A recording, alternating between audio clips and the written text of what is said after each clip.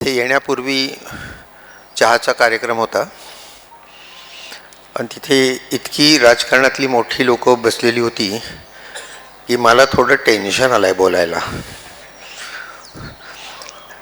तसं मी गेले 52 वर्ष कॉन्स्टिट्यूशन शिकवतोय. विषय जो आहे तो सोपा आहे, संसदीय लोकशाही पुढची आव्हानं. तेव्हा अध्यक्ष शेळके साहेब, प्राचार्य पाटील साहेब आणि उपप्राचार्य मोहिते साहेब आणि आपण सर्व, माझी अशी इच्छा आहे की साधारण 45 मिनिटं मी बोलावं आणि त्यानंतर तुम्हाला काही प्रश्न असतील कॉन्स्टिट्यूशनबद्दलचे तर लेखी स्वरूपात पाठवावे. 5 प्रश्नांची उत्तरं मी देईन, म्हणजे सगळा कार्यक्रम 1 तासात संपेल. हे आधी अशा करता सांगितलं की पुण्याचा वक्ता बोलायला लागला की किती वेळ बोलेल हे सांगता येत नाही, मग टेन्शन राहतं मनावर, म्हणून आपण 1 तासात संपवू. आता लॉच्या विद्यार्थ्यांना शिकवताना आम्ही 3 दिवस महत्त्वाचे मानतो. 15 ऑगस्ट 47, 26 नोव्हेंबर 49 आणि 26 जानेवारी 50.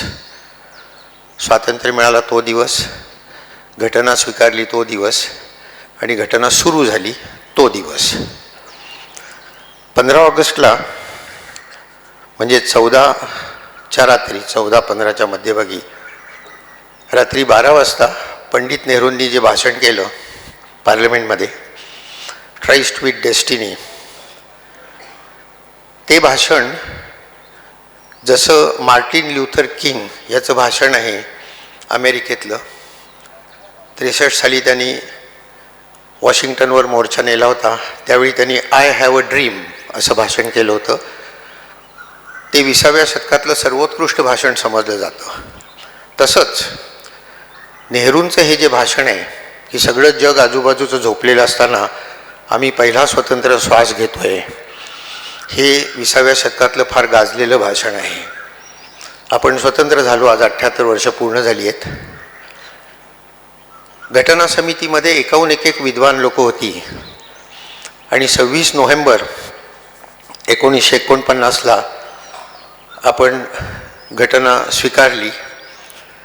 त्यावेळी 284 लोकांच्या त्याच्यावर सह्या आहेत. जगातल्या सर्व राज्यघटना वाचल्या गेल्या आणि सर्व राज्यघटनांमधल्या चांगल्या गोष्टी ज्या आहेत त्या घेतल्या गेल्या. अमेरिकेतून फंडामेंटल राईट्स घेतले गेले, इंग्लंडमधनं पार्लमेंटरी डेमोक्रेसी घेतली गेली, अनेक ठिकाणून इमर्जन्सी प्रोव्हिजन्स जर्मनीतनं घेतल्या गेल्या, डायरेक्टिव्ह प्रिन्सिपल्स आयर्लंडमधनं घेतली गेली. आणि अशी ही सुंदर राज्यघटना 7,500 अमेंडमेंट्स आल्या होत्या. त्यातल्या 2,500 अमेंडमेंट्सवर चर्चा झाली आणि आंबेडकरांच्या नेतृत्वाखाली ही घटना स्वीकारली गेली. 395 कलमं आणि 8 परिशिष्ट. आता सध्या अर्थात 470 जवळजवळ कलमं आहेत आणि 12 परिशिष्ट आहेत, पण त्यावेळी 395 आणि 8 असा आकडा होता. पण त्या दिवशी घटना सुरू नाही झाली, फक्त 16च कलमं चालू झाली. 26 जानेवारी 50ला घटना सुरू झाली म्हणून त्याला कमेन्समेंट डे म्हणतात आणि आपण रिपब्लिक झालो. रिपब्लिक याचा अर्थ असा की जो हेड असतो राज्याचा तो निवडलेला असतो. America is a republic, France is a republic, Germany is a republic, we are a republic. England is not a republic, Spain is not a republic, Japan is not a republic, कारण तिथे limited मॉनर्की आहे. तेव्हा अशा तऱ्हेने आपण सुरुवात केली. ही 78 वर्ष जी सुरू आहे लोकशाही, याचं एकच तुम्हाला सांगतो की तिसऱ्या जगामध्ये, तिसरं जग म्हणजे आशिया खंड, आफ्रिका आणि लॅटिन अमेरिका, जवळजवळ 100 लोकांना 100 देशांना स्वातंत्र्य मिळालं. कुठल्याही देशात लोकशाही टिकू शकली नाही. रुपर्ट इमर्सन नावाचा एक फार मोठा शास्त्रज्ञ अमेरिकन, त्यांनी लिहिलं आहे की तिसऱ्या जगामध्ये लोकशाही नष्ट होणं हाच नियम आहे आणि भारत हा एकमेव अपवाद आहे त्याला. भारतामध्ये 78 वर्ष लोकशाही चालू आहे. वर खाली होती आहे, कधी वर जाते कधी खाली येते, परंतु लोकशाही चालू आहे हे निर्विवाद आहे. आता एक महत्त्वाची गोष्ट क्लिअर करतो इथे की लोकशाहीचे अनेक प्रकार असतात. म्हणजे स्वित्झर्लंडमध्ये वेगळी आहे, जर्मनीत वेगळी आहे, अमेरिकेत वेगळी आहे, इंग्लंडमध्ये वेगळी आहे. पण प्रामुख्याने 2 प्रकार केले जातात, एक प्रेसिडेन्शियल फॉर्म आणि एक पार्लमेंटरी फॉर्म. अमेरिकेत येतो प्रेसिडेन्शियल फॉर्म आणि इंग्लंडमध्ये येतो पार्लमेंटरी फॉर्म. तर आपण त्याला वेस्टमिन्स्टर मॉडेल म्हणतात, ते आपण स्वीकारलं आहे. आता प्रेसिडेन्शियल डेमोक्रेसी का म्हणतात की तिथे प्रेसिडेंट ही सर्वात महत्त्वाची व्यक्ती आहे. पार्लमेंटरी डेमोक्रेसी का म्हणतात तर तिथे पार्लमेंट हे सर्वात महत्त्वाचं ऑर्गन आहे. आता इथे एक गोष्ट लक्षात घ्या की 20व्या शतकामध्ये एस्पेशली दुसऱ्या महायुद्धापासनं ही पार्लमेंटची सत्ता जी आहे ती हळूहळू कॅबिनेटकडे यायला लागली आणि हळूहळू ती कॅबिनेटकडनं पंतप्रधानांकडे जायला लागली. आणि त्यामुळे आज अशी स्थिती आहे सर्व संसदीय लोकशाहींमध्ये की संसदेला काही महत्त्व नाही, पंतप्रधानांना महत्त्व आहे.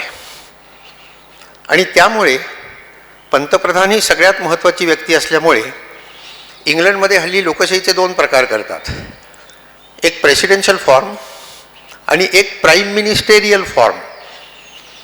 त्याला पार्लमेंटरी डेमोक्रेसी म्हणत नाहीत, पंतप्रधान डेमोक्रेसी म्हणतात. आता 76 साली मी बॉम्बे हायकोर्टची सनद काढली, म्हणजे 50 वर्ष झाली मला वाटतं. तर आता मी एखादं विधान केलं तर ते सिद्ध करायला पाहिजे ना की पंतप्रधान ही सगळ्यात महत्त्वाची व्यक्ती आहे भारतामध्ये. मग हे सिद्ध कसं करायचं तर अगदी सोपी रीत मी वापरतो. आपण पंतप्रधानांची तुलना इतर लोकांशी करूया. पहिली तुलना आपण प्रेसिडेंटशी करूया. ज्यावेळी राज्यघटना लिहिली गेली त्यावेळी 74 कलमाचं वर्डिंग काय होतं, there shall be a council of ministers with the prime minister at the head to aid and advise the president of India. Rajendra प्रसादच घटना समितीचे अध्यक्ष होते, पण योगायोगाने तेच खरे पण अध्यक्ष झाले आपले. आणि मग जेव्हा विशेषतः हिंदू कोड जेव्हा पास झाले त्यावेळी दोघांमध्ये मतभेद व्हायला लागले आणि मतभेद झाल्यावर राजेंद्र प्रसाद म्हणाले की ते कलम पुन्हा वाचा, तुम्ही मला ॲडवाईस द्यायचा आहे पण तो माझ्यावर बंधनकारक नाही आहे. आता दिस वॉज अ कॉन्स्टिट्युशनल क्रायसिस. मग ते अटर्नी जनरलकडे पाठवलं गेलं प्रकरण आणि अटर्नी जनरलनी सांगितलं की आपण हे इंग्लंडमधनं घेतलं आहे आणि इंग्लंडमध्ये पंतप्रधानांचा सल्ला जसा राजावर बंधनकारक आहे तसा आपल्या पंतप्रधानांचा सल्ला हा प्रेसिडेंटवर बंधनकारक आहे. राजेंद्र प्रसादांनी ते ऐकलं. त्यावेळचे राजकारणी लोक तज्ज्ञांचं ऐकत असत. नंतर इंदिरा गांधी आल्या. त्या म्हणाले की असं अटर्नी जनरल काय म्हणतो वगैरे याच्यावर माझा विश्वास नाही, घटना बदलून टाका ना. घटना दुरुस्ती केली. काय केली? ओरिजिनल काय आहे, there shall be a council of ministers with the prime minister at the head to aid and advise the president of India. एक वाक्य फक्त जास्त घातलं, ही शॅल ॲक्ट अकॉर्डिंगली, या सल्ल्याप्रमाणे वागायला पाहिजे. आणि तसं वागले नाहीत तर 61व्या कलमाखाली घटना भंग झाला, इम्पिचमेंट करून काढून टाकता येईल. तेव्हा एक नातं. पण त्याच्यानंतर जनता सरकार आलं.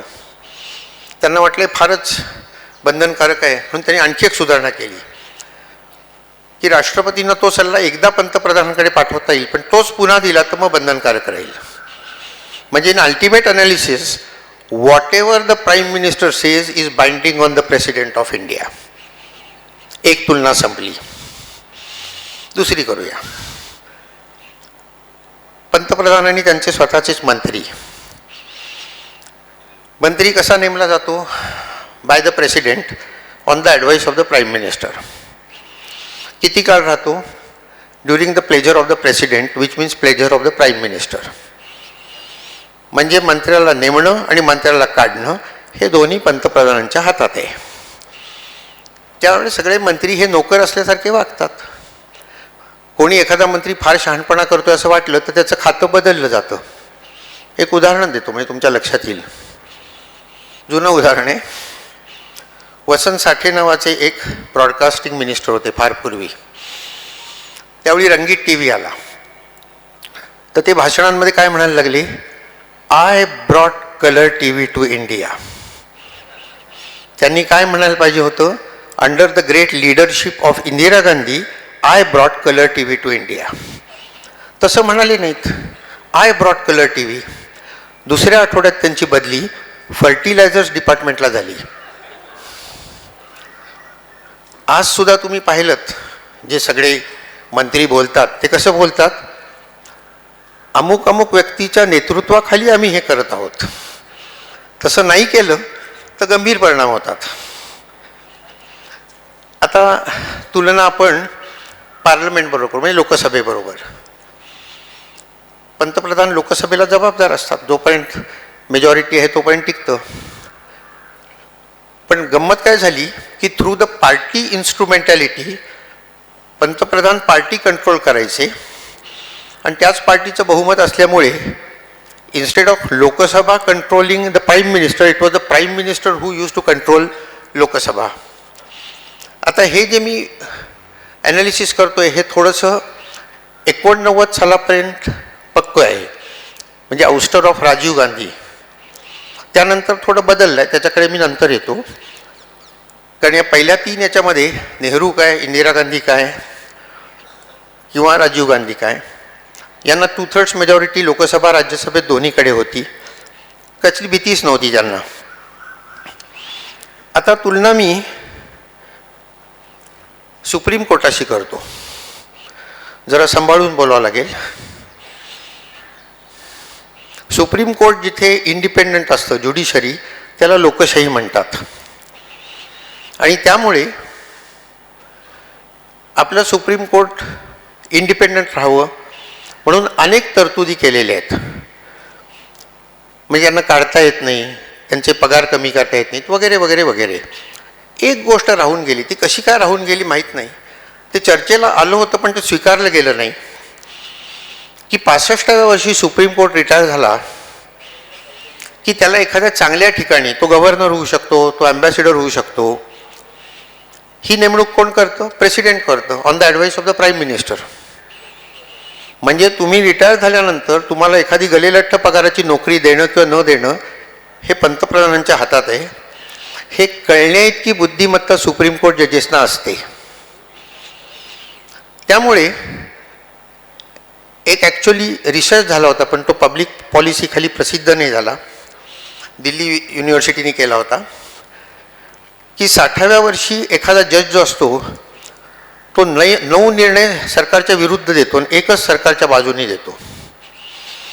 आणि 64व्या वर्षी तो 9 सरकारच्या बाजूने देतो आणि एकच फक्त विरुद्ध बाजूला देतो. कारण त्याला माहिती आहे की या व्यक्तीला खुश ठेवायला पाहिजे तर आपल्याला ॲम्बॅसिडर होता येईल, गव्हर्नर होता येईल, अनेक गोष्टी, राज्यसभेवर अपॉइंटमेंट मिळेल, खूप गोष्टी होतील.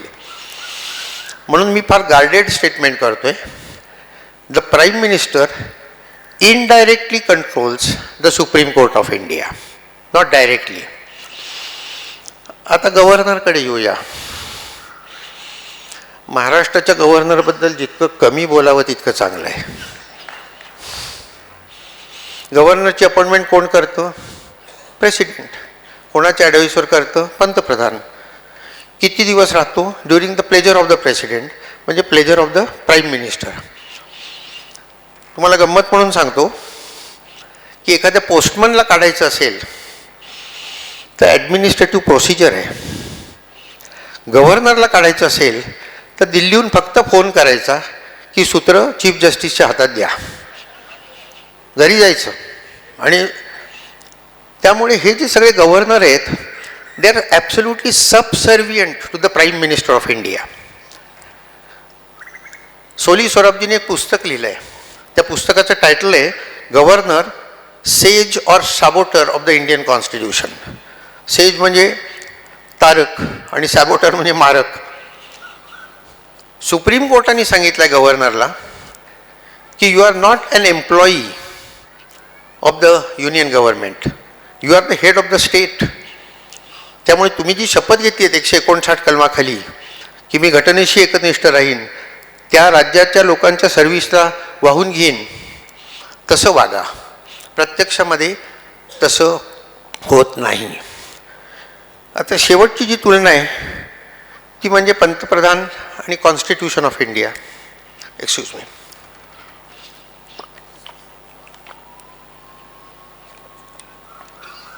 कॉन्स्टिट्यूशन बदलायला 2/3 मेजॉरिटी लागते लोकसभेत, राज्यसभेत, आणि काही बाबतीत फेडरल पॉईंट्स जे असतात त्याच्या बाबतीत अर्ध्या राज्यांची रॅटिफिकेशन लागतं. नेहरू, इंदिरा गांधी आणि राजीव गांधी यांना हे सगळंच होतं. 2/3 मेजॉरिटी होती दोन्हीकडे, 1/2 स्टेट्स त्यांच्या खिशात होती. त्यामुळे त्यांच्या मनात आलं की ते घटनादुरुस्ती करू शकायचे. त्याचं उत्तम उदाहरण म्हणजे 39वी घटनादुरुस्ती इंदिरा गांधींनी केली. अलाहाबाद हायकोर्टाचा निर्णय त्यांच्या विरुद्ध गेला. She was found guilty of electoral corruption आणि representation of the people act 51 खाली तुम्ही जर का गिल्टी ठरलात तर 6 वर्षाकरता डिस्क्वालिफाय होता आणि तुम्ही 6 महिने मेंबर नसाल तर मंत्री राहता येत नाही. म्हणजे it was a full stop to her career. तेव्हा त्यांनी घटनादुरुस्ती काय केली की पंतप्रधानांची जर का इलेक्शन असेल तर you cannot go to any court in India. मग कुठे जायचं तर पार्लमेंटनीच केलेल्या एका बॉडीकडे जायचं जिथे यांनाच मेजॉरिटी होती. Now this was unconstitutional. Rule of लॉच्या पूर्ण विरुद्ध होतं. रूल ऑफ लॉचा अर्थ असा आहे from the prime minister to the police constable everybody is equal in the eyes of law. पूर्ण विरुद्ध होतं. ही अत्यंत अनकॉन्स्टिट्यूशनल घटनादुरुस्ती फक्त 4 दिवसात झाली. आणीबाणीचा काळ होता. ऑपोजिशन सगळं मिसाखाली आतच होतं. सकाळी लोकसभेत मांडलं, संध्याकाळी पास झालं, चर्चा नाही. दुसऱ्या दिवशी राज्यसभेत मांडलं, संध्याकाळी पास झालं, चर्चा नाही. अर्ध्या राज्यांच्या विधानसभा बोलवल्या गेल्या तिसऱ्या दिवशी आणि सगळ्यांनी पास केलं. आणि चौथ्या दिवशी प्रेसिडेंटच्या समोर ठेवलं. आणि कॉन्स्टिट्यूशन अमेंडमेंट बिलला प्रेसिडेंट नाही म्हणू शकत नाहीत, सही करावीच लागते. त्यांनी सही केली. म्हणजे फक्त 4 दिवसामध्ये घटना दुरुस्ती केली. आम्ही असं मानतो की घटना हा क्रिएटर आहे आणि प्राईम मिनिस्टर हा क्रिचर आहे. So the normal rule of nature is that the creator controls the creature. पण in India it was the creature that controlled the creator. अर्थात पुढे ती घटना बाह्य ठरवली गेली वगैरे आणि जनता सरकारमध्ये ती विरुद्ध पण गेलं. हे जे 4 दिवसात त्यांनी केलं. मी ILS लॉ कॉलेजला कॉन्स्टिट्यूशन शिकवत असे तेव्हा मी मुलांना म्हणायचो की Guinness book of world records नावाचं एक पुस्तक आहे ज्याच्यात सगळी जगातली रेकॉर्ड्स दिली जातात. त्यात हे रेकॉर्ड पाठवा. The fastest constitutional amendment in the world. आजपर्यंत झालेली नाही अशी. पण हे रेकॉर्ड मोदींनी मोडलं बरं का. मोदींनी इंदिरा गांधींची बरीच रेकॉर्ड मोडली. त्याच्याकडे येईन मी.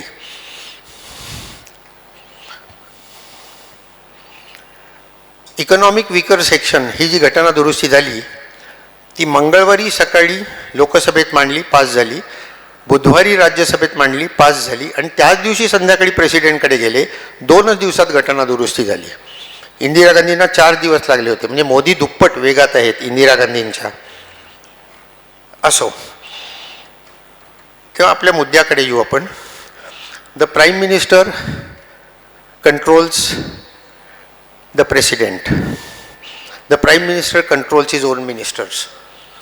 The prime minister controls Lok Sabha. The prime minister indirectly controls the Supreme Court of India. The prime minister controls the governors, and the prime minister controls even the constitution of India. So the prime minister is the most important single person under this system, आणि म्हणून याला आपण prime ministerial लोकशाही म्हणायचं. अर्थात एक लक्षात घ्या की 89 नंतर काळ बदलला आणि अनेक वीक प्राईम मिनिस्टर आले. VP सिंग आले, गुजराल आला, अनेक लोक. किती वीक असावेत म्हणजे हे स्त्रियांना जे 2/3 मेजॉरिटी 1/3 रिझर्वेशन आत्ता मिळालं आहे याची सुरुवात गुजरालच्या काळामध्ये कधीतरी झाली. आणि it was an honour for me की पार्लमेंट जॉईंट कमिटीसमोर मला बोलायला बोलवलं होतं जगात स्त्रियांचं प्रतिनिधित्व काय ते सांगण्याकरता. तर मी गेलो. त्याचं उद्घाटन गुजरालनी केलं. डोळ्यातनं पाणी यायला लागलं त्यांच्या. म्हणजे बाई म्हणजे देवी आहे, तिला रिझर्वेशन देणं आवश्यक आहे वगैरे वगैरे. मग नंतर चहा होता. मग चहाच्या वेळी मी त्यांना म्हटलं की सर तुम्ही इतके गैरवरून बोललात मग मांडत का नाही लोकसभेत. ते म्हणाले कारण असं आहे की I am supported by 23 political parties. मला काय वाटतं त्याला काही अर्थ नाही आहे, त्या लोकांना काय वाटतं त्याला अर्थ आहे. मग माझं काय, माझा जन्म पुण्यात सदाशिव पेठेत झालेला आहे, त्यामुळे नाही ते प्रश्न विचारण्याची मला सवय आहे. मग मी तिथे जी लोकं होती त्यातल्या एका पुरुष मेंबर ऑफ पार्लमेंटला गाठलं. म्हटलं बा हे असं असं आहे, तुम्ही म्हणताय द्या, मग मांडत का नाही. तुम्हाला बापट सर तुम्ही शिकवण्याचं काम करता तेवढंच करा.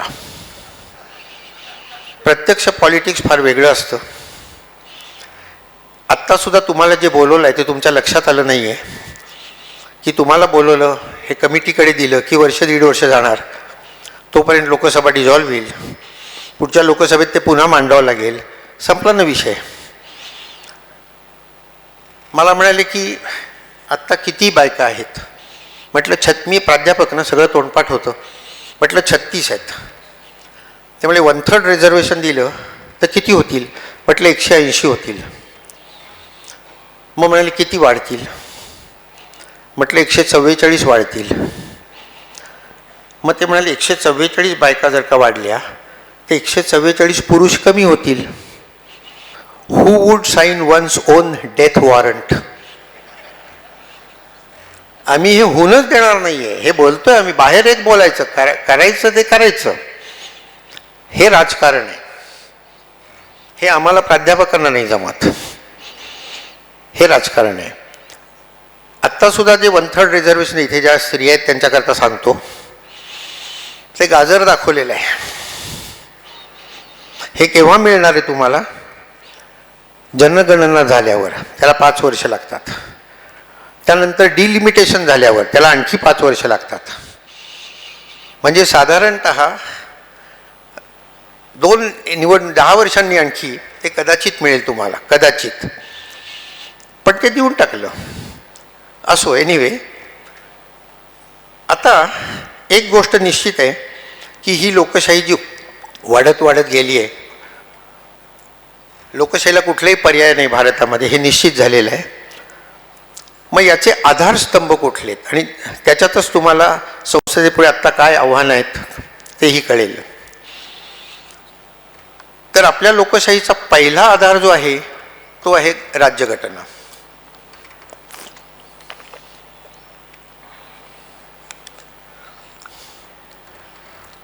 ही जी राज्यघटना आहे, प्रचंड 2 वर्ष 11 महिने 7 दिवस खर्च करून जी घटना समितीमध्ये लिहिली गेली, अप्रतिम राज्यघटना आहे.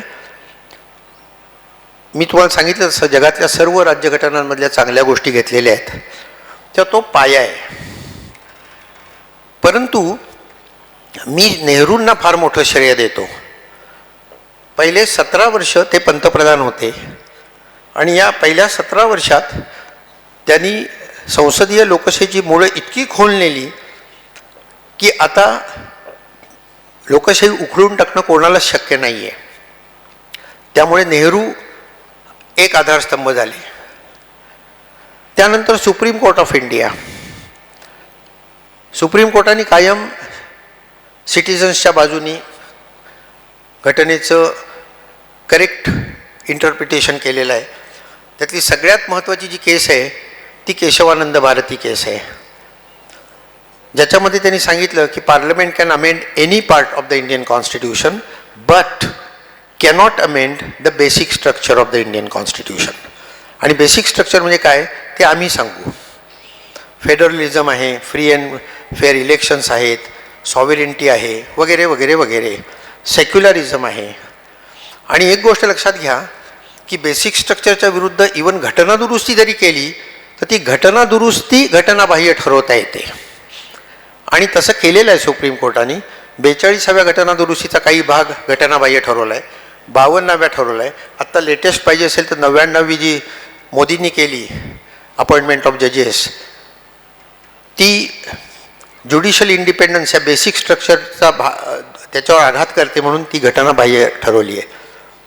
तर उद्या जर का कोणी भारत हे हिंदू राज्य आहे अशी घटनादुरुस्ती करण्याचा प्रयत्न केला तर ते सेक्युलरिझमच्या विरुद्ध जात असल्यामुळे ती घटनादुरुस्ती घटनाबाह्य ठरेल. थोडक्यात भारत हे हिंदू राज्य होऊ शकत नाही, ते सेक्युलर राज्यच राहिलं पाहिजे असं सुप्रीम कोर्टाचा निर्णय आहे. आता सुप्रीम कोर्टाचा उल्लेख करताना एका विशिष्ट व्यक्तीचा उल्लेख केल्याशिवाय मला राहवत नाही आहे, आणि ती व्यक्ती म्हणजे नानी पालखीवाला. ही जी केस झाली सुप्रीम कोर्टात, तुम्हाला आश्चर्य वाटेल, 13 जजेस होते आणि या 13 जजेससमोर नानी पालखीवाला 32 दिवस आर्ग्युमेंट करत होते एकटे.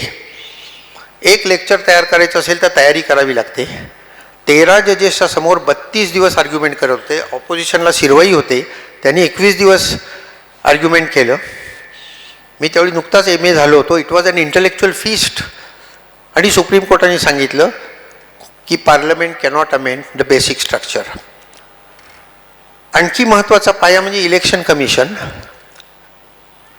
मी सध्याच्या इलेक्शन कमिशनबद्दल बोलत नाही आहे, एकूण इतिहास बघतोय. त्यात विशेषतः TN शेषन जे 10वे चीफ इलेक्शन कमिशनर होते त्यांनी आमूलाग्र बदल केला. आपल्याला सगळ्यांनाच माहिती आहे की आत्ताचे 26वे चीफ इलेक्शन कमिशनर आहेत. तुम्ही रस्त्यावरच्या माणसाला विचारा की नावं माहिती आहेत का, एकही नाव लोकांना माहिती नसतं एक्सेप्ट TN शेषन. आता ते कसे काय एवढे इंडिपेंडंट झाले ते आत्ताच आम्ही बोलत असताना सांगितलं की त्यांची नेमणूक केली राजीव गांधींनी, पण त्यांची हत्या झाली. ज्यांनी नेमणूक केली त्यांचा पण देणं लागतो, त्यांची हत्या झाली. त्यांना काढायचं असेल तर 2/3 मेजॉरिटी लागते, ती अर्थातच नव्हती. आणि त्यांनी डिक्लेअर केलं की 65 नंतर मी कुठलंही पद स्वीकारणार नाही. त्यामुळे कुठलाही कंट्रोल त्यांच्यावर राहिला नाही आणि त्यांनी दणादण निर्णय घ्यायला सुरुवात केली. गंमत बघा, नरसिंहराव पंतप्रधान असताना नरसिंहरावांनी त्यांना सांगितलं की या तारखांना निवडणूक घ्या. चीफ इलेक्शन कमिशनरनी सांगितलं, शेषन म्हणाले की who are you to tell me की कुठल्या तारखांना घ्यायचं.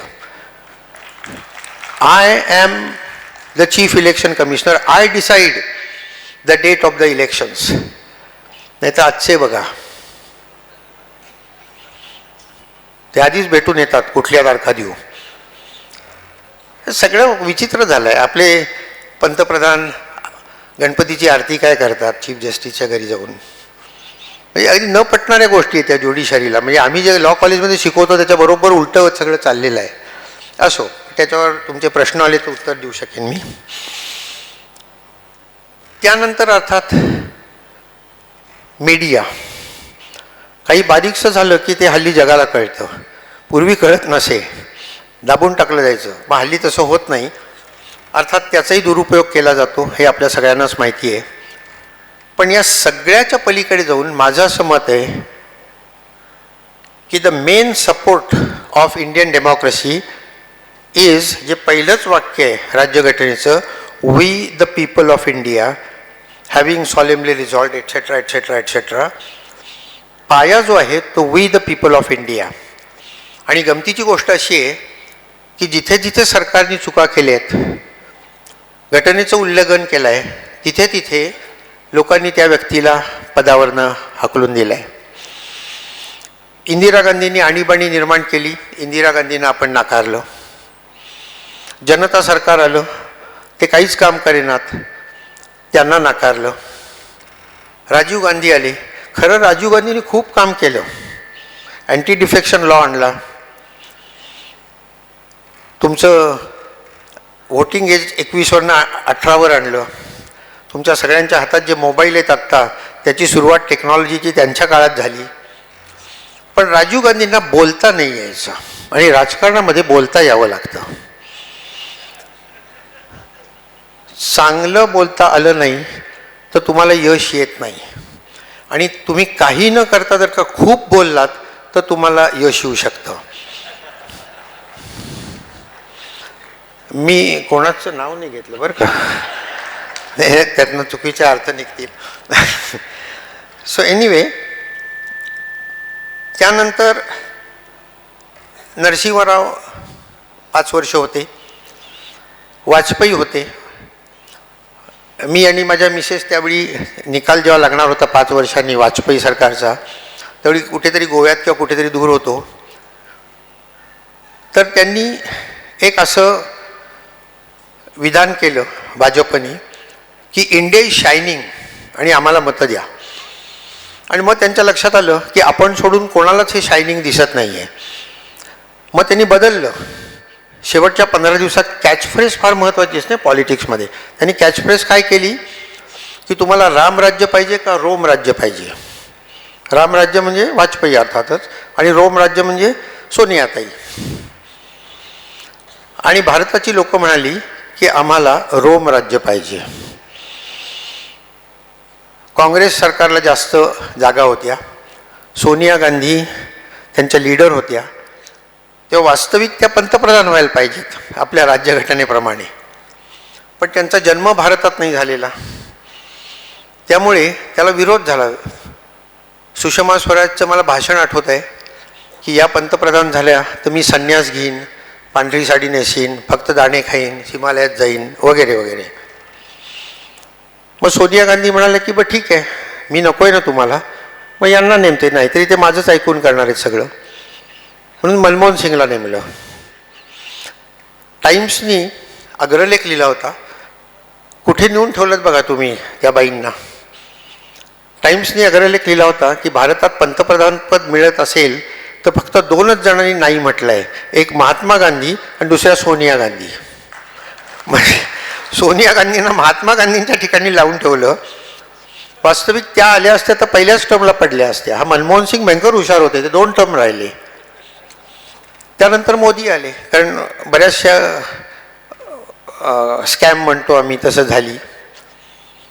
आणि मागच्या निवडणुकीमध्ये मला खरं खोटं माहीत नाही, पण एक नॅरेटिव्ह तयार झालं की हिंदू राज्य आणायचं, 400 पार करायचं. हे जेव्हा जनतेला वाटलं की हे चुकीचं आहे, त्यावेळी मोदींच्या 303 जागांवरनं 240वर जागा आल्या. म्हणजे साधी मेजॉरिटी पण गेली त्यांची. आता ते 2 कोबड्या घेऊन चाललेत. 2 अत्यंत भारतातली सगळ्यात अनरिलायबल कोण 2 माणसं असतील तर ती 2 बाजूला आहेत त्यांच्या.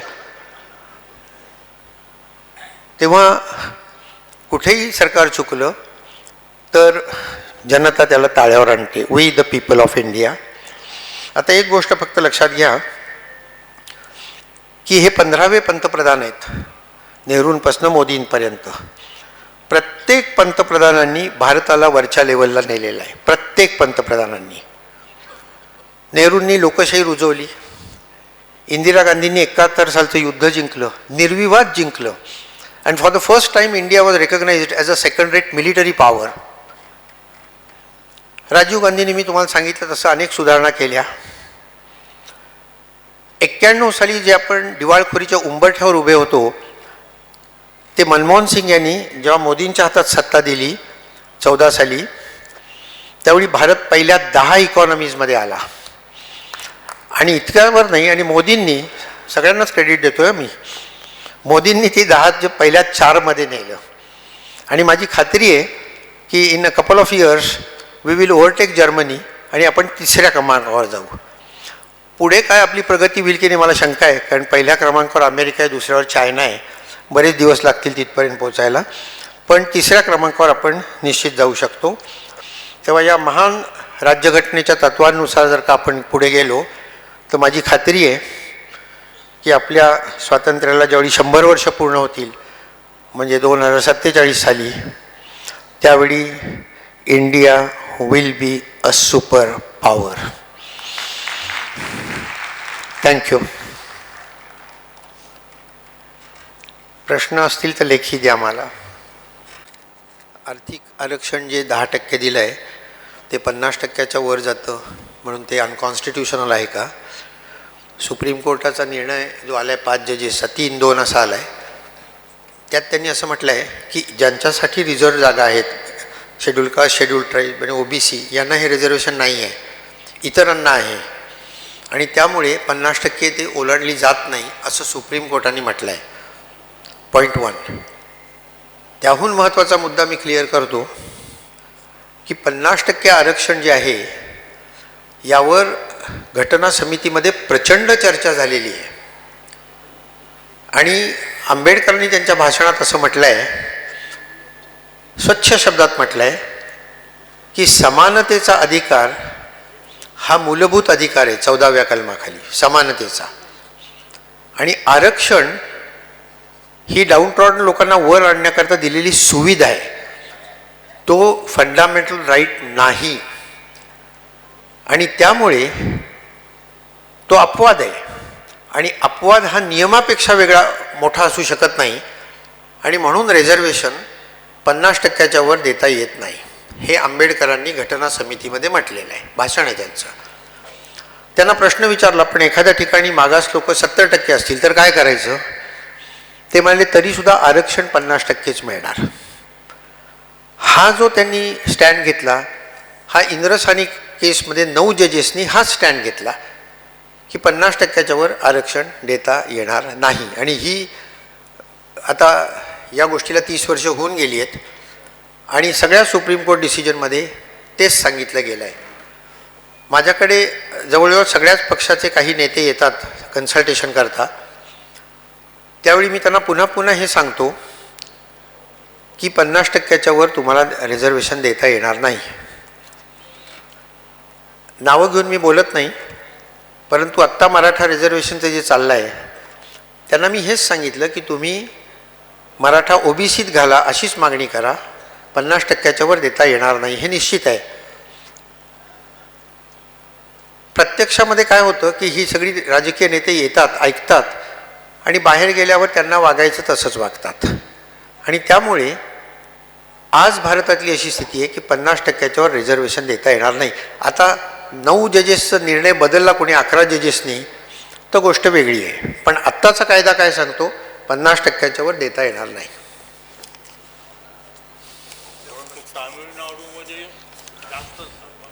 मला वाटलं होतं ते ॲडव्होकेट असल्यामुळे त्यांना तो सुचला. तामिळनाडूमध्ये 69% आहे. तर नरसिंहराव यांच्या काळामध्ये आपल्या राज्यघटनेमध्ये 31ब जे कलम आहे त्याच्याखाली एखादा कायदा जर का 9व्या परिशिष्टात टाकला, 9th शेड्यूलमध्ये, तर तो मूलभूत अधिकारांवर अतिक्रमण करतो म्हणून बेकायदेशीर ठरवता येत नाही. हा जो कायदा आहे तामिळनाडूचा, एकाच राज्याचा, तो 9व्या शेड्यूलमध्ये टाकला गेला आहे नरसिंहराव यांच्या काळात. पण 9व्या शेड्यूलमध्ये टाकायचं असेल तर 9वं शेड्यूल हे घटनेचा भाग आहे, त्यामुळे घटना दुरुस्ती करावी लागते. म्हणजे ते टाकायचं असेल तर 2/3 मेजॉरिटी लोकसभा राज्यसभेत असायला पाहिजे. तशी सध्या कुठेच नाही आहे, कोणालाच नाही आहे.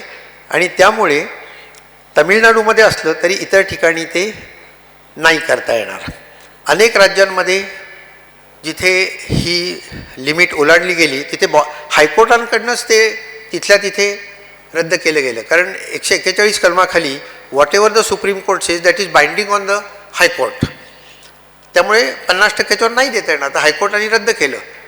बॉम्बे हायकोर्टाने पहिल्या वेळी का रद्द केलं नाही हे मला अजून कळलेलं नाही आहे.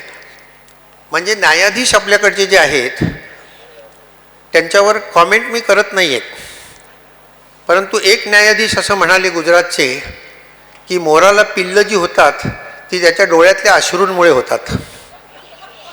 आता हा बायोलॉजीतला महान शोध आहे. तेव्हा असे महान शोध आपले हायकोर्ट जजेस लावत असतात. त्यातला हा एक शोध त्यांनी लावला की 50% वरचं चालेल. आणि मग देवेंद्र फडणवीसांना आयतं कोलीतच मिळालं हातात. ते म्हणले बघा मी दिलं होतं, या लोकांनी नीट डिफेंड केलं नाही म्हणून सुप्रीम कोर्टात नाकारलं गेलं. तसं नाही आहे, ते तुम्हाला देताच येणार नाही. तुम्ही फसवताय लोकांना, सरळ सरळ फसवताय. आणि मला ते नेते हेच म्हणाले की आम्ही देऊन टाकतो ना, पुढे सुप्रीम कोर्टाने नाही म्हटलं तर आम्ही म्हणू शकतो की आम्हाला द्यायचं होतं, सुप्रीम कोर्ट नाही म्हणालं. हे राजकारण असतं. सर, हा दुसरा प्रश्न आणि खूप प्रश्न आलेले आहेत, थोडक्यात उत्तर. शिवसेनेचा निकाल कधी लागेल? माझ्या आयुष्यात नाही लागणार.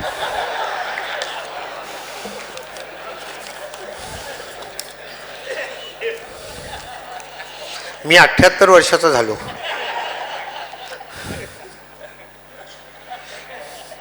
सहा चीफ जस्टिस झाले. यू वॉन्ट, तुम्हाला कल्पना येणार नाही. हे सगळे पक्ष त्यात जे अडकलेले आहेत, भाजपपासून उद्धव ठाकरे सगळे माझ्याकडे आलेले आहेत. 6 चीफ जस्टिस झाले. प्रत्येकाने सांगितलं हो हो हो हे कॉन्स्टिट्यूशनल हे तर प्रथम घ्यायला पाहिजे. प्रत्यक्षात एकाने घेतलं नाही. आणि माझी खात्री आहे जी लाईन लागली आहे पुढची, मोदी आहेत अजून 3 वर्ष, असं काय करताय? तर मोदींना दुखावता येणार नाही, हे पहिली गोष्ट आहे. नाही तर मग 65 वर्षानंतर काय होणार?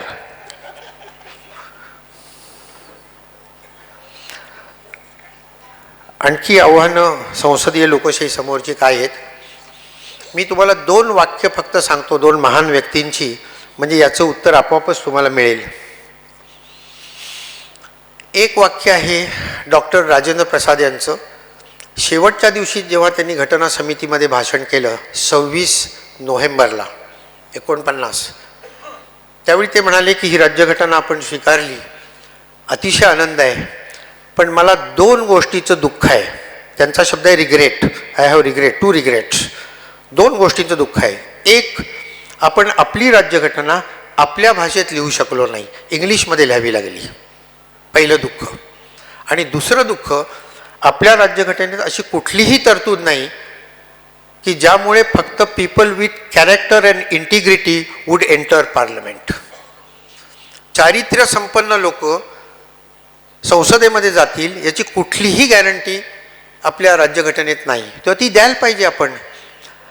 आज तुम्हाला माहिती म्हणून सांगतो, 1/3 लोकांवर क्रिमिनल खटले चालू आहेत.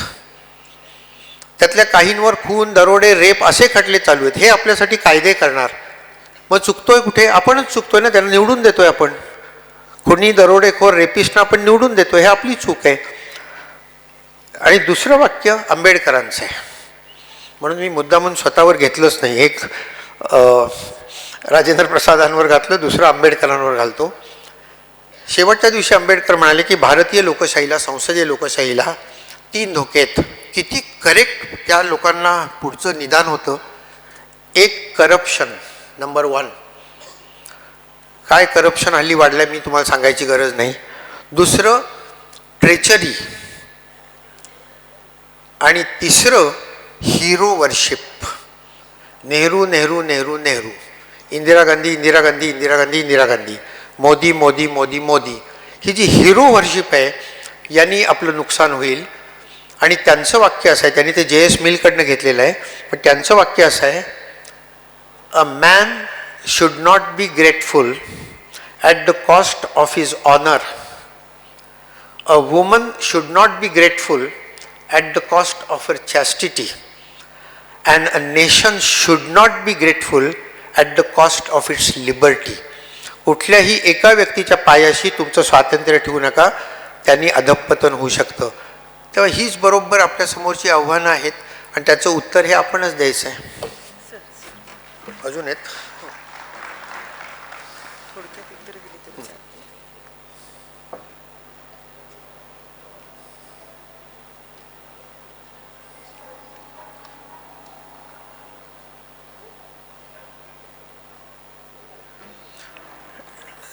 नाही, भारतीय लोकशाहीचं भविष्य काय, तर ते मी तुम्हाला सांगितलं की लोकशाहीला भारताच्या धोका नाही आहे. ते खालीवर खालीवर होतं.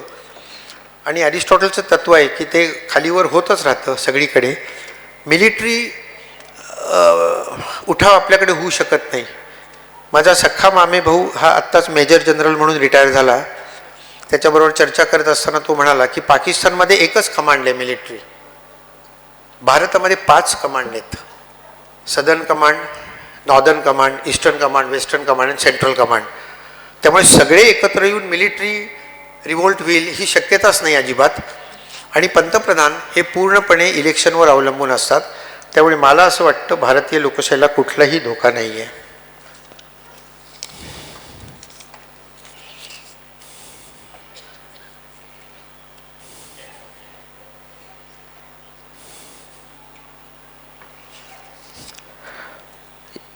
मी सांगितलं तेच यांचं म्हणणं आहे की इथे पंतप्रधानांच्या हातात सत्ता एकवटली जाते. मग न्यायमंडळ, कार्यकारी मंडळ हे घटक जे आहेत त्यांचं काम त्यांनी नीट करायला पाहिजे. तर हे तर उघडच आहे. मी तुम्हाला आधीच सांगितलं की हे काम करत नाहीत म्हणजे आपण मतदान नीट करत नाही हा त्यातला शेवटचा भाग आहे. त्यामुळे शेवटची जबाबदारी आहे ती आपली आहे, ती नाकारून चालणार नाही. तेव्हा आपण चांगल्या लोकांना निवडून द्यावं एवढा एकच मार्ग मला दिसतो. नोटा आता काढलेला आहे ना, एकदम फार स्ट्रॉंग शब्द मी वापरत नाही, पण या नोटाला काही अर्थच नाही अजिबात. नोटाला जास्त मतं मिळाली तरीसुद्धा उरलेल्यांमध्ये ज्याला जास्त मतं आहेत तोच निवडून येतो. नुसतं असंच नाही आहे, ज्याचं डिपॉझिटसुद्धा जप्त व्हायला पाहिजे 1/6 मिळाली नाही म्हणून तो सुद्धा निवडून येतो नोटाला जास्त मिळाली तरी. आपण हा नोटा जो घेतला तो अनेक देशातून घेतला, युरोप विशेषतः स्वित्झर्लंड, ग्रीसमधनं. तिथे काय तरतुदी आहेत की नोटाला जास्त मतं मिळाली तर जी लोक त्यावेळी उभी आहेत ती सगळी 5 वर्षाकरता डिस्क्वालिफाय होतात. आपल्या इथे असं काहीच नाही आहे. नोटाला जास्त मतं मिळाली ती मिळतच नाही आहे, 2 किंवा 3% मिळत आहेत. तेव्हा आपण जे उपाय शोधण्याचा प्रयत्न करतो आहे त्यात यश येत नाही आपल्याला. मला अशी एक सूचना दिली आहे की आता आवर्त घ्या, असंच म्हणालात ना? नाही, थोडक्यात उत्तर द्या.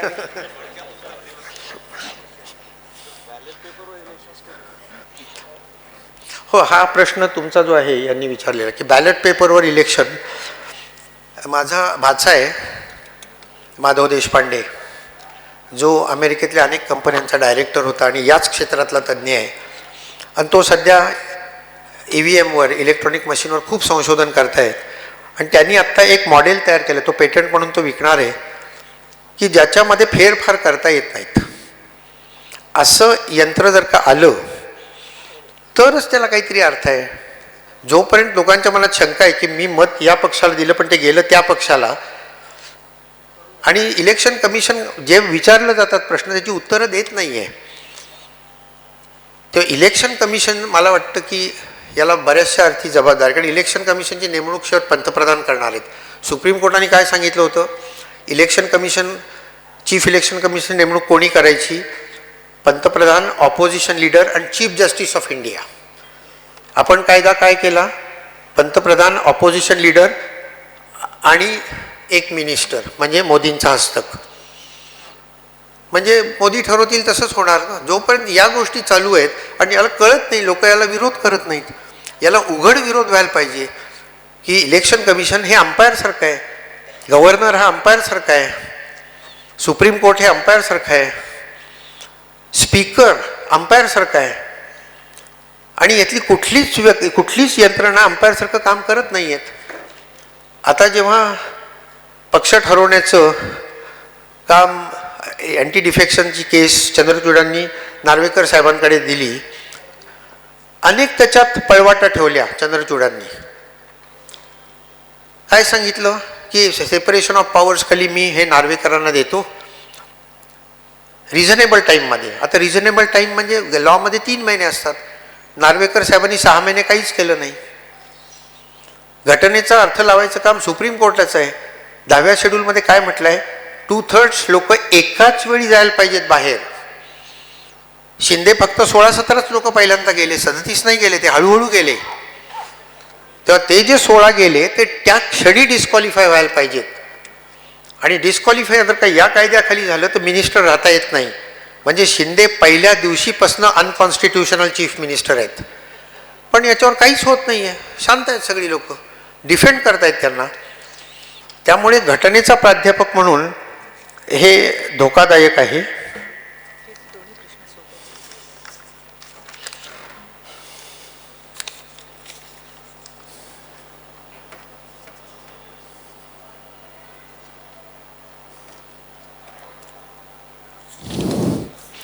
नाही, याचं उत्तर मी नाही देऊ शकणार, कारण मी पॉलिटिक्सवर फारसं बोलत नाही. म्हणजे मला राजकारणी लोकांनीच सांगितलं की मला काही कळत नाही त्यातलं म्हणून.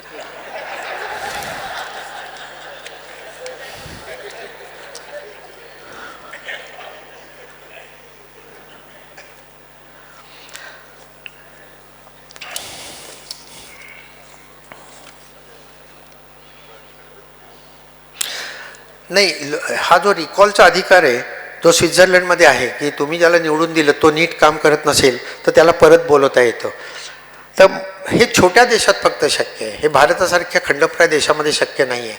लाखो लोकांचं तो मतदारसंघ असतो, त्यामुळे पुन्हा ते खर्चिक आहे सगळं. त्यामुळे तसं भारतात किंवा कुठल्याच मोठ्या लोकशाहीत नाही आहे. अमेरिकेतल्या काही राज्यांमध्ये आहे, पण प्रेसिडेंटला नाही परत बोलवता येत. तसं आपल्या इथे सुद्धा नाही बोलवता येणार. Thank you so much.